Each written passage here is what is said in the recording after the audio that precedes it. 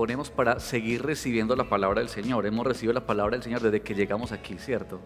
Desde muy tempranito, todo lo que hacemos queremos entender que nuestro eje central, lo que guía, orienta, todo lo que hacemos aquí es la palabra del Señor. Eso es lo más importante, ¿cierto? Más que palabras de hombre, más que opiniones de hombres, consejos de hombres, queremos es escuchar el consejo y la palabra del Señor. Bueno, por favor vayan ubicándose en el libro que estamos meditando, estudiando por este primer tiempo del año. Bueno, estaremos todo el año atravesando el libro de Proverbios, pero especialmente en este principio de año, en esta serie de predicaciones que han tenido por título Oye, hijo mío, oye, hijo mío. Y estamos anexando, digamos, cada domingo en estas celebraciones algo de qué es eso lo que debemos oír, qué es lo que necesitamos escuchar de parte del Señor, porque como se nos ha mencionado aquí en otras oportunidades y para quienes quizás están visitándonos por primera vez, decimos que el libro de Proverbios fue escrito pensando en un hijo que sale de casa, ¿verdad? Y que el padre está casi en la puerta de la casa despidiéndolo y dándole las últimas recomendaciones, últimas instrucciones, últimos ruegos por el amor que le tiene. Y en ese sentido es que también nos sometemos como ese ruego que nos hace el Señor mismo a cada uno de nosotros cuando abrimos su palabra. Así que vayan ubicándose por favor el capítulo 3, que de ahí se están surgiendo, digamos, esta serie de predicaciones. Pero bueno, quiero comenzar con la siguiente ideita y es esto. Todos nosotros tomamos decisiones, ¿cierto? Todo el tiempo. ¿Usted se ha preguntado alguna vez cuántas decisiones tomamos nosotros? ¿Ha hecho la cuenta de eso? Ninguno, ¿cierto? Pero ustedes sabían que sí hay personas interesadas en ese tema. Por ejemplo, la ciencia que investiga todo el comportamiento del cerebro humano y todas estas cosas, pues que uno no alcanza como a entender, pero que hay personas que se dedican exclusivamente a eso. En estudios que hicieron, ellos en el año 2018, que hubo un estudio sobre el tema, ellos concluyeron que aproximadamente nosotros como seres humanos en el día tomamos aproximadamente 35,000 decisiones. Imagínense ustedes, 35,000 decisiones. Ahora, muchas de esas decisiones, como dice también el estudio, son decisiones que se dan de manera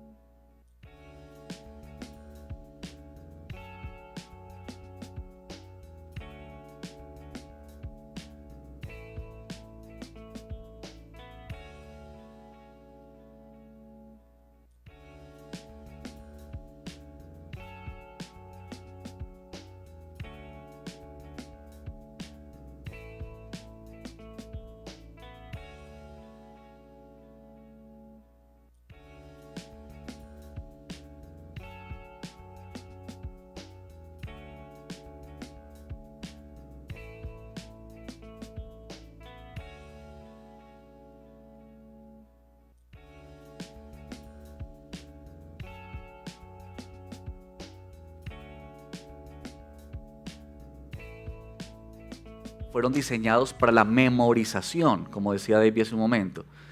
Y memorizar nos ayuda cuando repetimos, ¿cierto?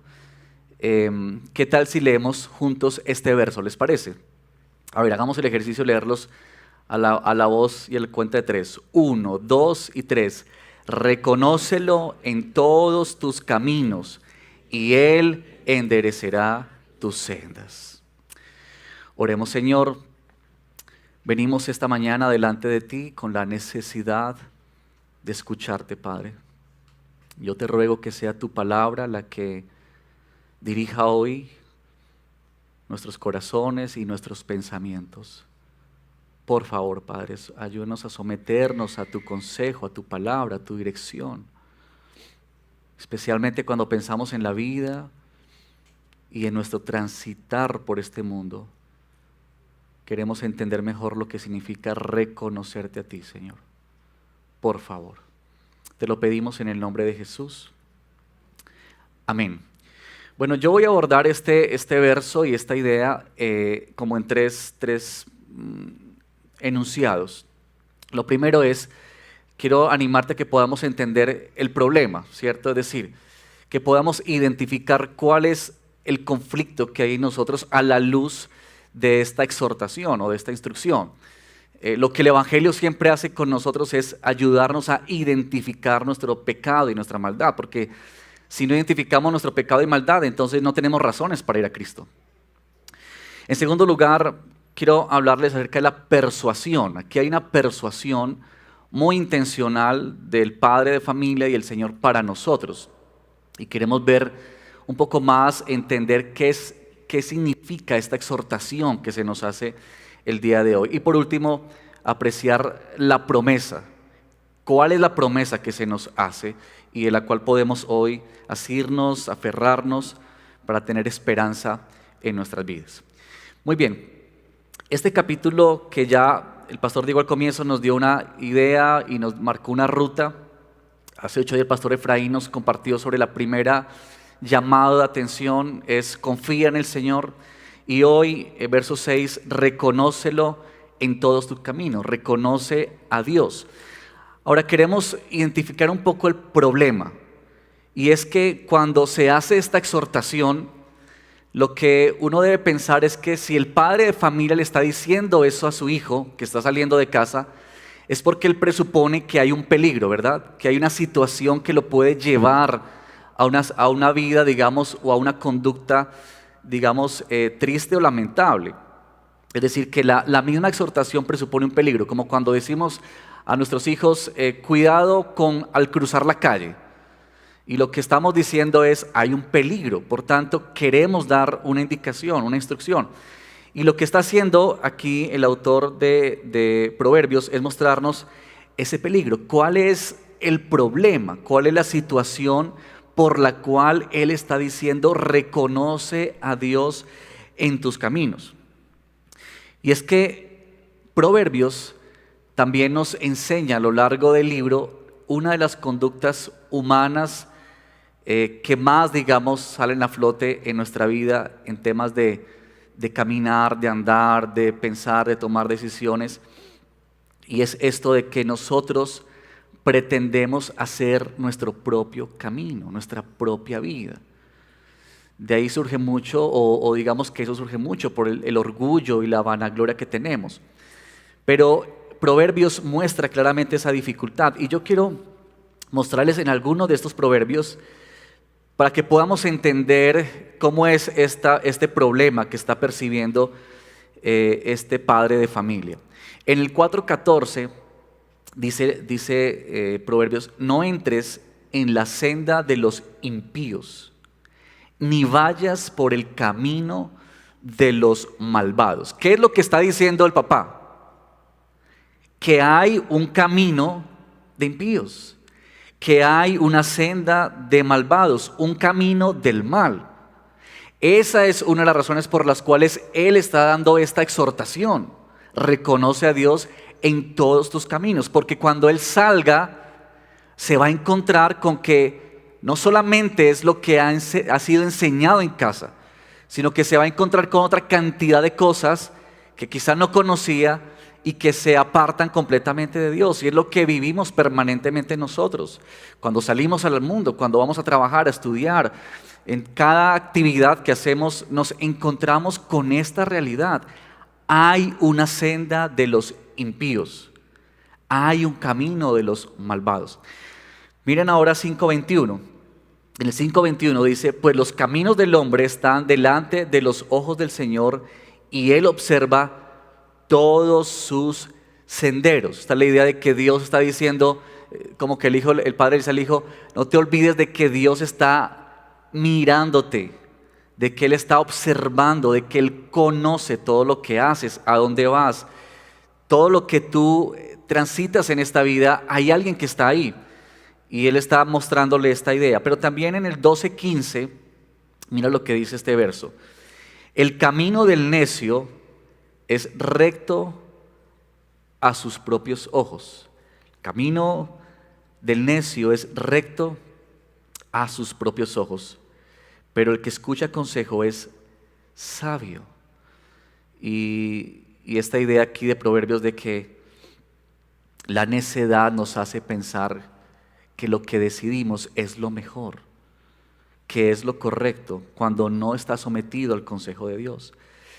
En el 14:12 dice, hay camino que al hombre le parece derecho, pero al final es camino de muerte.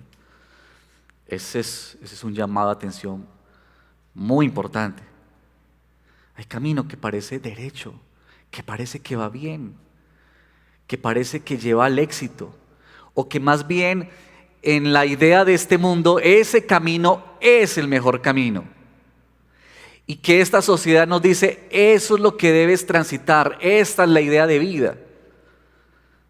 Y el Señor dice, pero a la final es camino de muerte. El 16:2 dice, todos los caminos del hombre son limpios ante sus propios ojos, pero el Señor sondea los espíritus. Es decir, cuidado. Pensar que todo lo que decidimos y hacemos es completamente limpio. Quizá pensamos para nosotros, pero la advertencia es Dios está sondeando nuestros corazones, nuestro espíritu. Y este último verso 18 del capítulo 16 dice, delante de la destrucción va el orgullo y delante de la caída la arrogancia de espíritu. Algunos de estos versos los hemos visto en los devocionales en casa en la semana, y recordarles los devocionales en casa que estamos apreciando un verso cada día.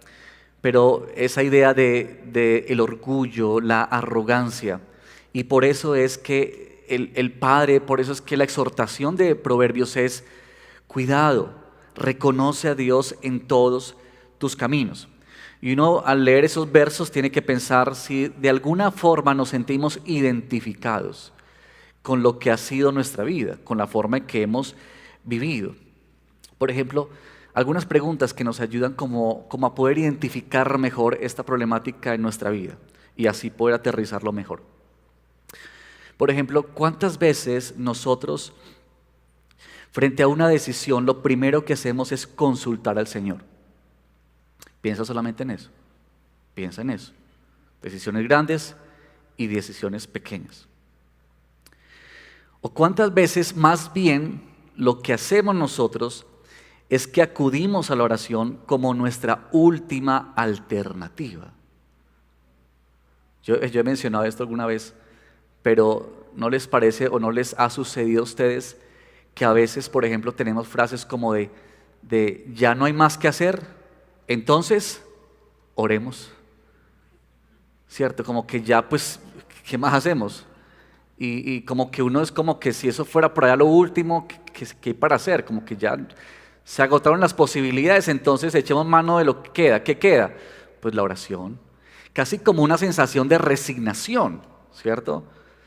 Casi como una idea de que no hay valor, aprecio por lo que significa la oración. Y tenemos que pensar en eso, ¿verdad? ¿Cuántas veces hemos dicho más bien, yo haré esto y haré aquello?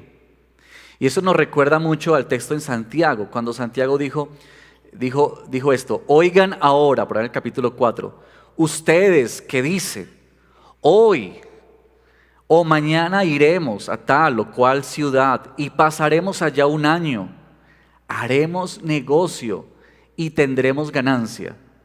Y aquí viene la exhortación. Sin embargo, dice Santiago, ustedes no saben cómo será su vida mañana.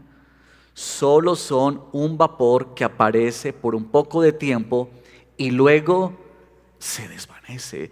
Es esta idea de cómo es que nosotros nos atrevemos a decir estas afirmaciones tan contundentes en nuestra vida cuando ni siquiera sabemos qué nos depara al salir de este lugar.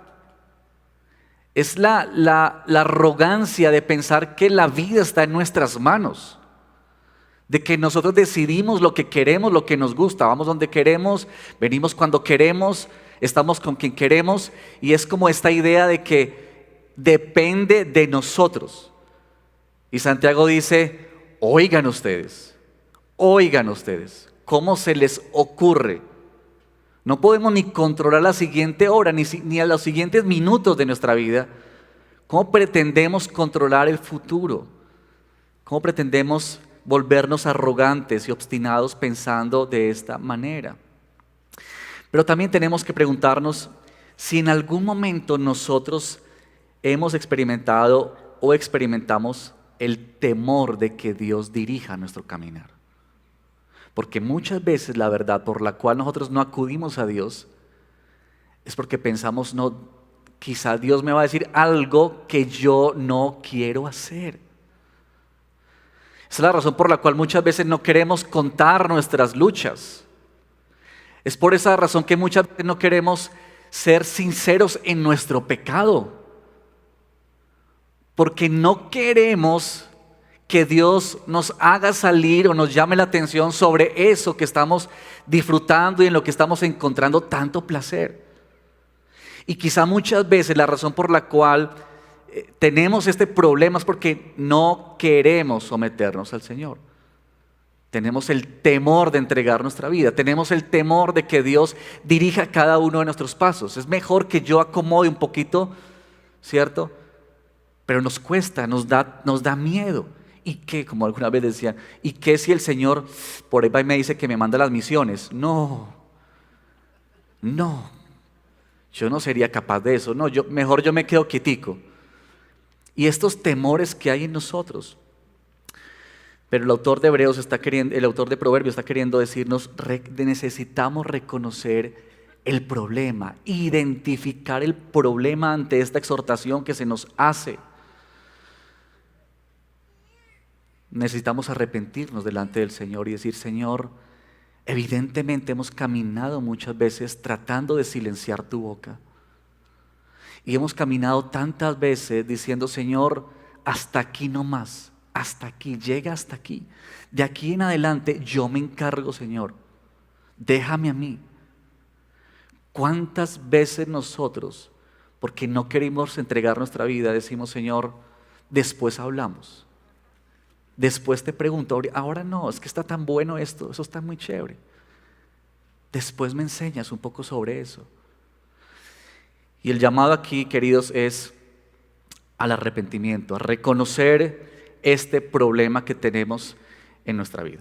Bien, lo segundo es la persuasión. Noten que el verso es una exhortación, es el propósito, el anhelo de persuadir a su hijo, instruirlo para lo que viene, es que podamos entender mejor a qué se hace referencia con esta exhortación de reconoce a Dios en todos tus caminos. Y lo primero que quisiera mencionar aquí es que lo que implica reconocer a Dios en todos nuestros caminos, para entender mejor esta idea, es que hay una conciencia de la presencia de Dios en nuestra vida. Es decir, es la conciencia de que creemos y entendemos hay un Dios soberano. Hay un Señor, dueño de nuestra vida, creador del universo, que sostiene todas las cosas, que rige todas las cosas. La conciencia de que Dios está presente. Cuando hablamos de reconocer a Dios, tenemos que pensar en esto de que la ocupación de nuestro pensamiento, las intenciones de nuestra vida están marcadas por Dios. en todo lo que hacemos, en donde estemos. Es el pensamiento permanente de Dios en nuestra vida. Es que Él está presente en lo que tú y yo hacemos. Es como cuando estábamos enamorados, ¿se acuerdan? Espero que todavía sigamos enamorados los casados, que sigamos enamorados. Pero recuerdan que en ese tiempo de enamoramiento, usted no podía sacarse de la mente a esa persona. Aquí hay algunos novios, y yo creo que le está pasando a algunos, ¿cierto? Que usted donde vaya, donde esté, ¿en quién está pensando? En esa persona. Está pensando que usted pasó y vio el carro rojo y se acordó que el color rojo es el color favorito de esa persona, ¿cierto? Y todo el pensamiento de uno es con base en eso. Es como que uno está como embargado completamente, embriagado por esa persona. Y cuando pensamos en reconocer a Dios, en la conciencia y la presencia de Dios, tenemos que pensar en esta idea de que Dios está presente en nuestra cotidianidad, en todos los asuntos de nuestra vida, por pequeños que sean. Es la idea de que donde quiera que tú estés, donde quiera que tú vayas, si estás en el metro, si estás en la escuela, en la universidad, en el trabajo, con los amigos, donde vayas, en un momento de diversión, no sé, en donde estés, hay una conciencia permanente de que Dios es presente, de que Él está ahí, de que Él está observando, de que Él está contigo. Que tú puedes pensar permanentemente qué es lo que Dios haría, cómo respondería el Señor, qué diría el Señor, qué me está mostrando el Señor, qué me quiere corregir el Señor, qué me está enseñando Dios con esta situación de hoy. Es como que Dios lo llena todo en absoluto en nuestra vida. Es como que no podemos alejarnos de Él, como el salmista dijo. ¿A dónde podría huir de tu presencia? Si subiera a los cielos, allí estás tú. Si bajara a lo profundo, ahí estás tú. Si fuera al rincón de este mundo, ahí estás tú. La idea de que Dios lo llena todo.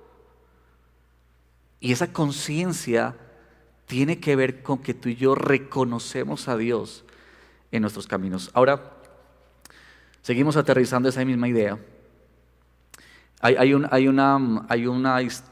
verso en Génesis que me ha parecido siempre muy interesante. En Génesis 5 se habla de la genealogía de Adán. ¿Alguna vez han leído esa genealogía de Adán? ¿Han hecho su devocional? Hay ciertas partes que no leemos de la Biblia, ¿cierto? Que nos parecen ahí. Pero en esa genealogía hay algo muy interesante, y es esto. Ahí se comienza a describir los hombres que han vivido. Adán vivió, ¿cierto? Dice que Adán tuvo tantos hijos, y entonces Adán vivió y engendró estos hijos y murió a tal edad. Y de todo se dice eso, de todo. Ustedes pueden leerlo luego en sus casas. Sí, se dice de todo. Pero por allá en el verso 25, cuando llega a Enoc, es muy interesante. Porque dice, Enoc anduvo con el Señor. Y dice, y desapareció porque Dios se lo llevó. ¿Ustedes sabían que Enoc no murió? Bueno, ahí van ustedes conociendo un poquito de información bíblica. Dios lo arrebató, se lo llevó. Pero lo interesante, pues obviamente eso, pero es la anotación que hace el autor de Génesis. Enoc anduvo con el Señor.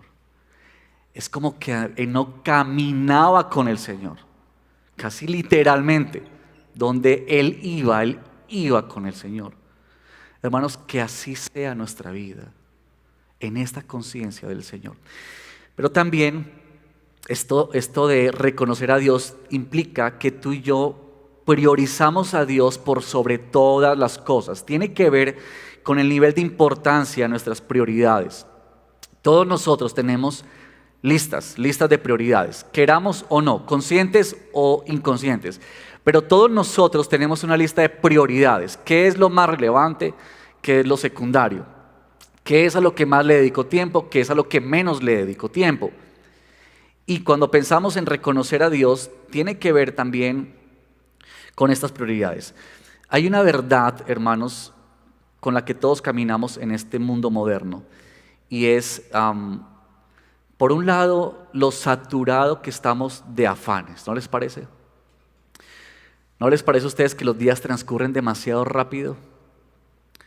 que no acabamos de salir de diciembre y ya estamos pensando qué vamos a hacer en Semana Santa. Es como que la vida es a tanta velocidad, que estamos tan llenos de cosas, y ese es un gran problema. Por otro lado, también están las distracciones que se nos presentan permanentemente. Como se ha dicho, este es el momento de la era de la humanidad con mayor distracción. Tenemos ruido por todo lado, pantallas por todo lado, información por todo lado, de todo abunda. Y ese es otro inconveniente. Estamos en una sociedad en la que impera el yo. Yo soy lo más importante. Mi comodidad es lo más importante. Mi bienestar es lo más importante. Mis placeres es lo más importante.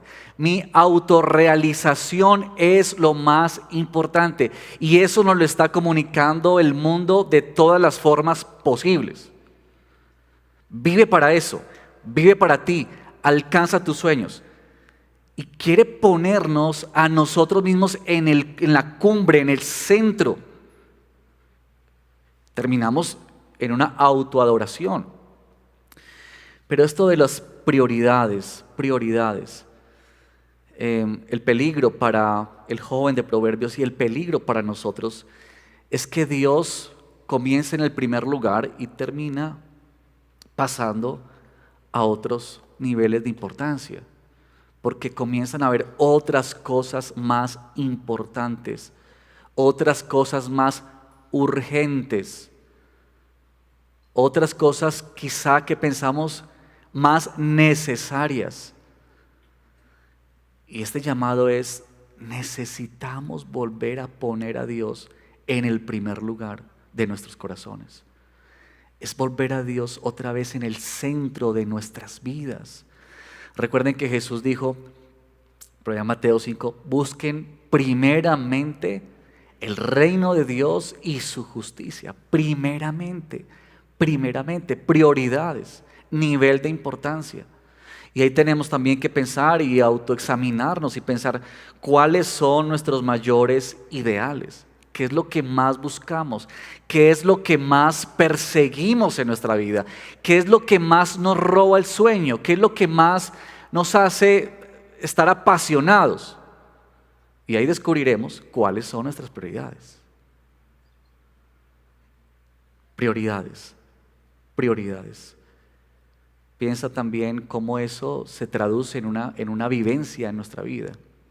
Esto de poner a Dios en primer lugar. También tiene que ver con buscar su consejo en todo.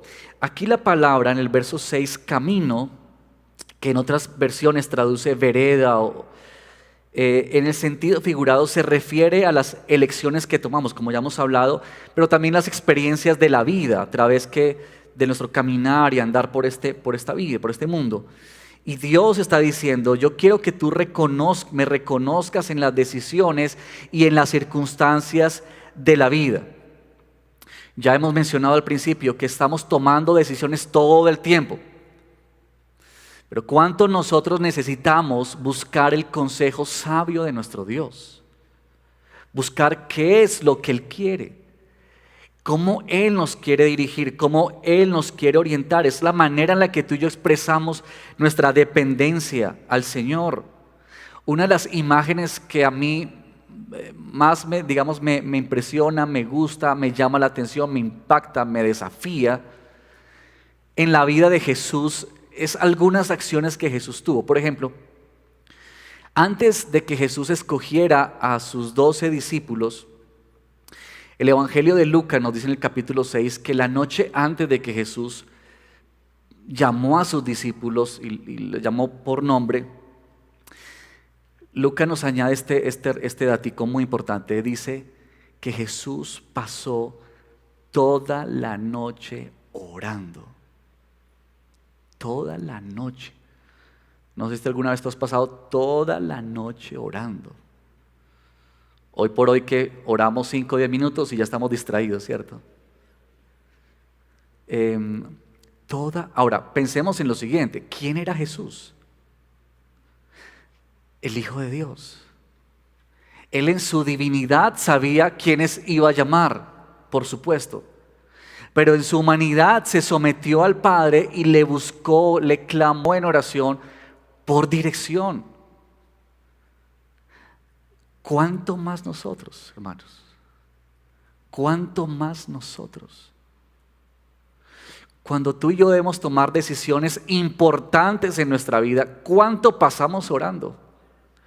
Cuando a ti y a mí nos aflige algo, nos preocupa algo, la pregunta es ¿cuánto pasamos orando? Yo soy el primero que debo decir, esta exhortación es para mí. Porque tristemente caemos en la superficialidad y en el afán. Eso que tanto queremos que Dios nos guíe, tanto queremos que Dios nos hable, tanto queremos que Él nos oriente. Y lo último que tenemos tiempo es para ir a su palabra, tener tiempo de oración. Pero aún así queremos que Dios nos hable. Es una contradicción, queridos, en nuestra vida. Y esta exhortación es, busca su consejo en todo, en todo. Si tú necesitas pensar sobre lo que viene, y todos nosotros debemos de correr al Señor y buscarlo en Él, no en otros, en Él. Y por último, en esta partecita tiene que ver también o implica también conocer al Señor, conocer. La palabra reconocer en este verso se desprende de una palabra en su original que es saber o tener un conocimiento. Esta es la misma palabra que en el Antiguo Testamento se usa cuando, por ejemplo, dice que Adán conoció a su mujer, ¿cierto? Y tuvieron un hijo, que está hablando de la intimidad de la pareja en la relación sexual. Es como lo más estrecho que hay. Esta palabrita significa esta clase de conocimiento a través de la experiencia, de la intimidad, de la cercanía con Dios. No es apenas tener información de Dios, es que tú conoces a Dios en tu experiencia de vida. Esta idea de que nos dice aquí, reconócelo en todos tus caminos, tiene que ver con, no te quedes en la teoría, conoce al Señor, conoce al Señor. Y no tiene que ver con datos, con información, tiene que ver con cuánto tú has conocido a Dios en tu propia vida. Cuánto has transitado en tu vida como creyente conociendo a este Dios. No asistiendo apenas a una iglesia, no haciendo apenas un devocional, no. ¿Cuánto has conocido y necesitas conocer a Dios en tu vida, en tus realidades, en tus situaciones, en tus dolores, en tus alegrías, en tus preguntas, en tus confusiones? ¿Cuánto has conocido a Dios en eso? Ustedes saben que el apóstol Pablo, quien escribió casi la tercera parte del Nuevo Testamento y que fue un hombre que entregó su vida al Señor, que plantó iglesias, que Dios lo usó grandemente al apóstol Pablo. En Filipenses capítulo 3, verso 8 al 11, él dijo lo siguiente: y aún más, yo estimo como pérdidas todas las cosas en vista del incomparable valor de conocer a Cristo Jesús, mi Señor. Por Él lo he perdido todo y lo considero como basura a fin de ganar a Cristo y ser hallado en Él, no teniendo mi propia justicia derivada de la ley, sino la que es por la fe en Cristo, la justicia que procede de Dios sobre la base de la fe, y conocerlo a Él, el poder de su resurrección y la participación de sus padecimientos, llegando a ser como Él en su muerte, a fin de llegar a la resurrección de entre los muertos. Es un pasaje fascinante, profundo, amplio, pero lo que quiero llamar la atención ahí, apenas en este momento, es, nota lo que Pablo está diciendo, todo cuanto él ha logrado, todo lo que él tiene, él dice, yo lo entrego todo con una razón: conocer a mi Cristo, conocer más a mi Señor. Y uno se preguntaría, Pablo, ¿y es que no lo has conocido todavía?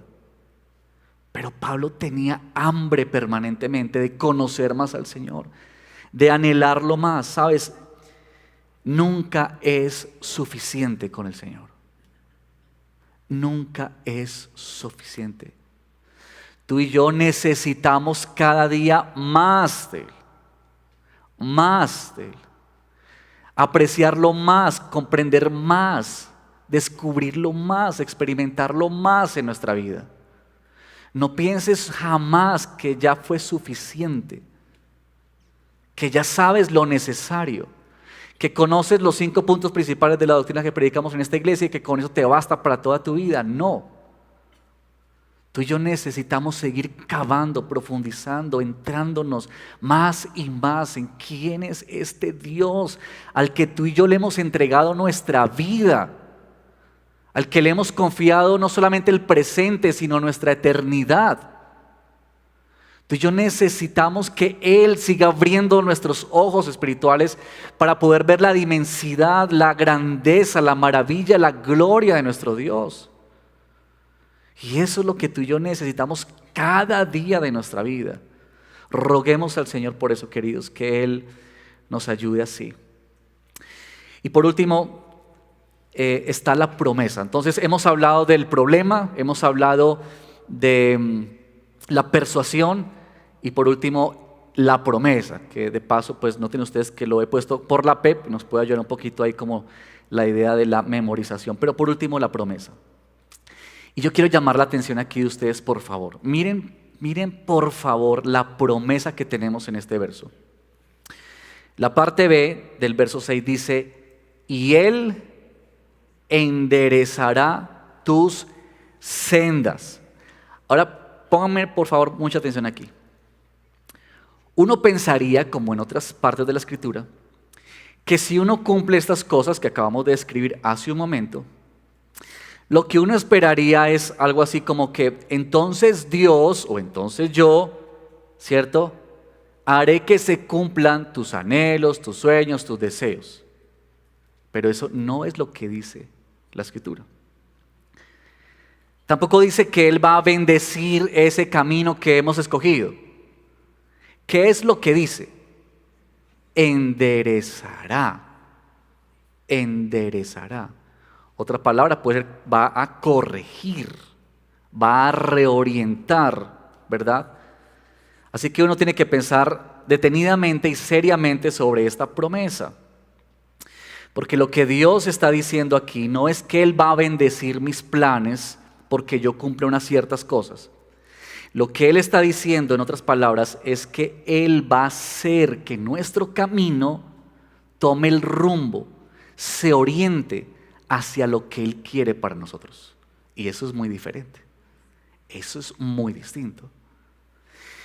Eso es maravilloso, eso cuesta por supuesto, pero es entender que en últimas, el éxito del ser humano no es conquistar sus sueños, no es alcanzar lo que se propuso.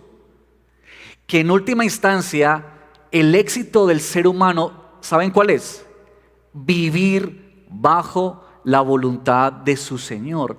Ese es el éxito.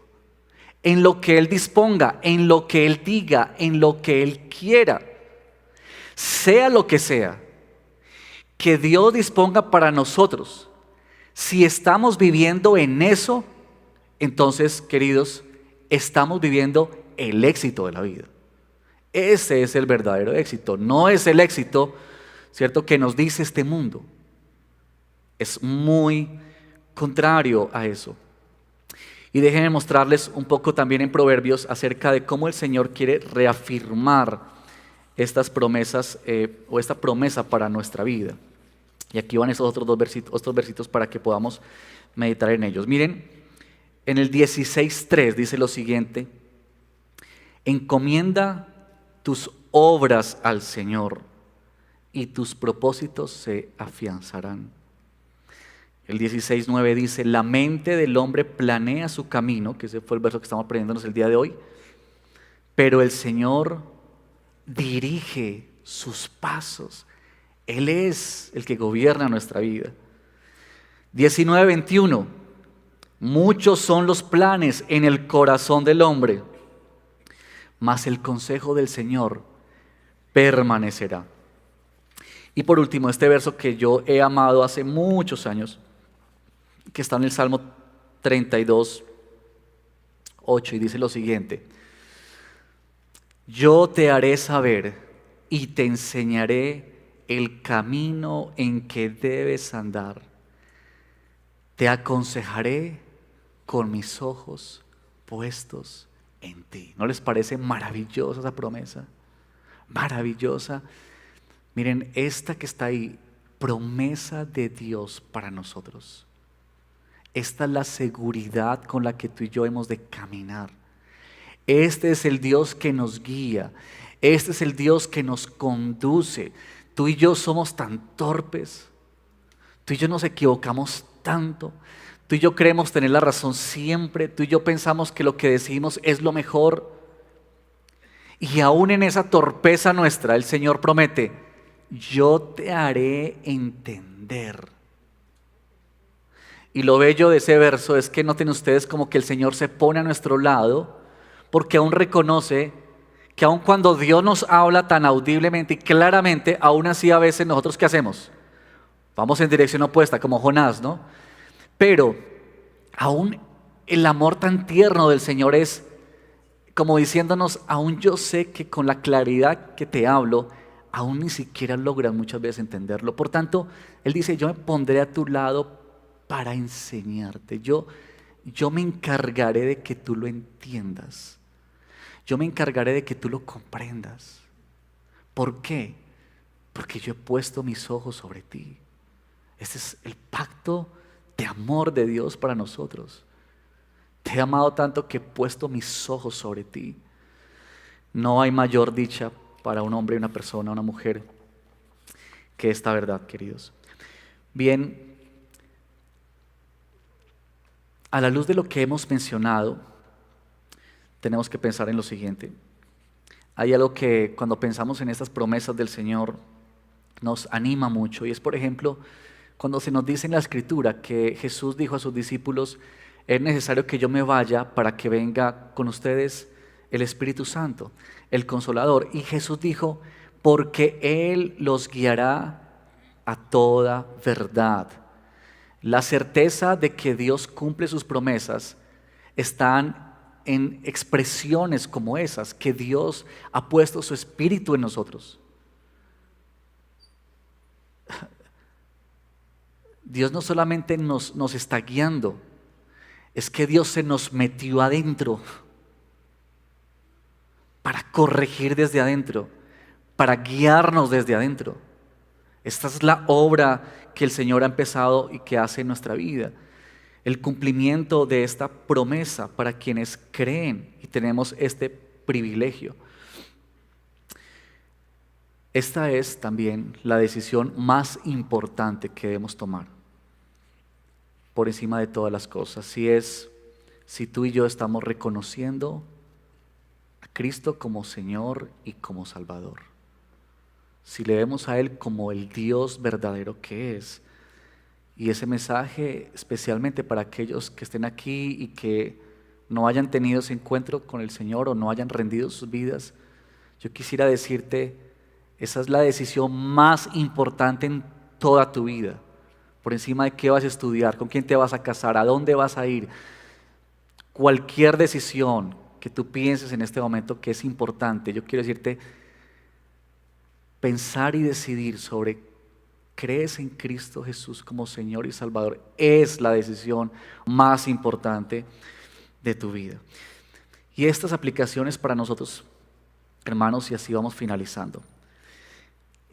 Cuando yo terminaba como de preparar esta predicación, pensaba: bueno, ¿cómo podemos poner en práctica en nuestras vidas este sermón, esta palabra? Y a la luz de este texto yo pensaba, lo primero es que tú y yo necesitamos crecer más en la oración. Porque la oración es donde buscamos al Señor, es ahí donde estamos clamando al Señor, donde estamos poniendo al Señor, delante del Señor, nuestras luchas, nuestras decisiones, nuestras peticiones. Y creo que nos llama a crecer en nuestra vida de oración, como una expresión de que estamos confiando en el Señor. También como una expresión de que decimos: Señor, lo que más necesito en mi vida es tu consejo, es tu sabiduría, no la mía. Y entonces ahí sí podríamos sumarnos a lo que dice Santiago, recordando Santiago y conectándolo aquí, cuando el verso 15, él dice, más bien ustedes deberían decir, si el Señor quiere, viviremos y haremos esto o aquello. Necesitamos crecer en esta idea de si Dios quiere. No solamente como una fórmula pues que decimos como evangélicos, sino más bien como la expresión de nuestro corazón para reconocer estamos en manos de Dios. Que sea como Él quiere. Y lo que Él quiere es lo mejor para nosotros. Amén. Así que necesitamos renunciar a nuestro orgullo y someternos más al Señor. Pero también piensa en esto que hemos mencionado hace un momento, que tú necesitas implementar más en tu vida. Tú necesitas seguramente cultivar más la conciencia de que Dios es presente en tu vida, o tú necesitas crecer más en prioridad, y quizá tú vas a salir o vamos a salir de ese lugar pensando cómo debemos reestructurar nuestra vida para que nuestra vida realmente se evidencie que Dios es lo más importante. O quizá tú necesitas correr ahora para buscar el consejo de Dios y decir, Señor, yo necesito que tú me guíes, me hables, me enseñes. Tú necesitas confiar más en su promesa, que Él ha dicho, yo guiaré a los míos. Yo les enseñaré a los míos. Hermanos, podemos avanzar en nuestra vida en paz, creyendo que a través de la palabra del Señor, a través de la guía del Espíritu Santo, a través del consejo suyo, a través del consejo de otros hermanos que Dios pone a nuestro alrededor para hablarnos, para dirigirnos, a través del sentido común que Dios nos ha dado y de las circunstancias que vivimos cada uno, podemos estar seguros de esto. Dios dirigirá nuestros caminos. Y que esa sea nuestra seguridad, nuestra esperanza, mientras tú y yo le reconocemos, y entonces Él enderezará nuestras sendas. Amén.